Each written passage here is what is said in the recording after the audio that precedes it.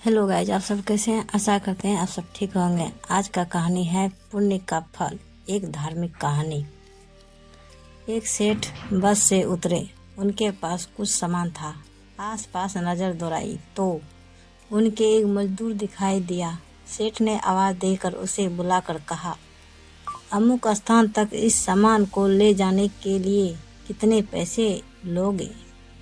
आपकी मर्जी, जो देना हो दे देना, लेकिन मेरी शर्त है कि जब मैं सामान लेकर चलूं तो रास्ते में या तो मेरी सुनना, आप सुनना।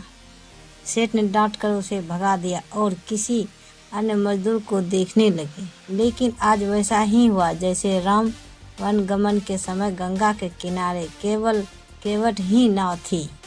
मजबूरी में सेठ ने उसी मजदूर को बुलाया। मजदूर दौड़कर आया और बोला, मेरी शर्त आपको मंजूर है? सेठ ने स्वार्थ के कारण हाँ कर दी। सेठ का मकान लगभग 500 मीटर की दूरी पे था। मजदूर सामान उठाकर सेठ के साथ चल दिया और बोला, सेठ जी, आप कुछ सुनाओगे या मैं सुनाऊं? सेठ ने कह दिया, तू ही सुना। मजदूर ने खुश होकर कहा, जो कुछ मैं बोलूं उसे ध्यान से सुनना। यह कहते हुए मजदूर पूरे रास्ते बोलता गया और दोनों मकान तक पहुंच गए। मजदूर ने बरामदे में सामान रख दिया। सेठ ने जो पैसे दिए ले लिए और सेठ से बोला, सेठ जी, मेरी बात आपने ध्यान से सुनी या नहीं? सेठ ने कहा, मैंने तेरी बात नहीं सुनी, मुझे तो अपना काम निकालना था। मजदूर बोला, सेठ जी, आपने जीवन की बहुत बड़ी गलती कर दी। कल ठीक 7 बजे आपकी मौत होने वाली है। सेठ को गुस्सा आया और बोले, तेरी बकवास बहुत सुन ली, जा रहा है या तेरी पिटाई करूं? मजदूर बोला, मारो ये छोड़ दो, कल शाम को आपकी मौत होनी है।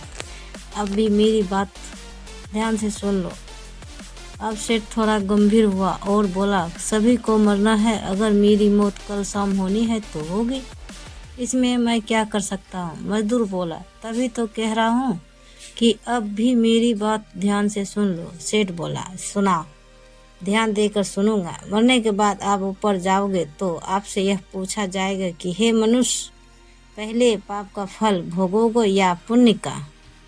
क्योंकि मनुष्य अपने जीवन में पाप पुण्य दोनों ही करता है, तो आप कह देना कि पाप का फल भुगतने के तैयार हूँ, लेकिन पुण्य का फल आंखों से देखना चाहता हूँ। इतना कहकर मजदूर चला गया। दूसरे दिन ठीक 7 बजे सेठ की मौत हो गई। सेठ ऊपर पहुंचा तो यमराज ने मजदूर द्वारा बताया गया प्रश्न कर दिया, पहले पाप का फल भोगना चाहता है कि पुण्य का? सेठ ने कहा, पाप का फल भुगतने को तैयार हूँ, लेकिन जो भी जीवन में मैंने पुण्य किया हो उसका फल आंखों से देखना चाहता हूँ। यमराज बोले, हमारे यहाँ ऐसी कोई व्यवस्था नहीं है, यहाँ तो दोनों के फल भुगतवाए जाते हैं। सेठ ने कहा कि फिर मुझसे पूछा क्यों? और पूछा है तो उसे पूरा करो। धरती पे तो अन्याय होते देखा है, पर यहाँ पर भी अन्याय है। यमराज ने सोचा, बात तो यह सही कह रहा है, इसे पूछकर बड़े बड़े फंसे। मेरे पास कोई ऐसी पावर ही नहीं है जिससे इस जीव की इच्छा पूरी हो जाए। विवश होकर यमराज उस सेठ को ब्रह्मा जी के पास ले गए और पूरी बात बता दी। ब्रह्मा जी ने अपनी पोथी निकालकर सारे पन्ने पलट डाले, लेकिन उनको कानून की कोई ऐसी धारा या उपधारा नहीं मिली जिससे जीव की इच्छा पूरी हो सके। ब्रह्मा भी विवश होकर यमराज और सेठ को साथ लेकर भगवान के पास पहुँचे और समस्या बताई। भगवान ने यमराज और ब्रह्मा से कहा जाए, अपना अपना काम देखिए। दोनों चले गए। भगवान ने सेठ से कहा, अब बोलो, तुम क्या कहना चाहते हो? सेठ बोला, अजी साहब, मैं तो शुरू से ही एक ही बात कह रहा हूँ कि पाप का पुण्य फल भुगतने को तैयार हूँ, लेकिन पुण्य का फल आंखों से देखना चाहता हूँ। भगवान बोले, धन्य है वो सदगुरु मजदूर जो तेरे अंतिम समय में भी तेरा कल्याण कर गया। अरे मूर्ख, उसके बताए उपाय के कारण तो मेरे सामने खड़ा है।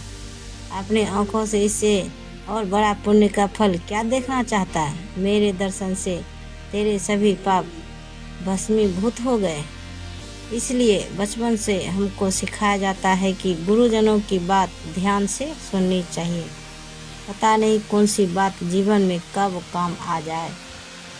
तो दोस्तों यह कहानी आपको कैसी लगी कृपया कमेंट करें और वीडियो को लाइक करें और दबा के शेयर करें। धन्यवाद। मिलते हैं अगले वीडियो के साथ, तब तक बाय बाय गाइस।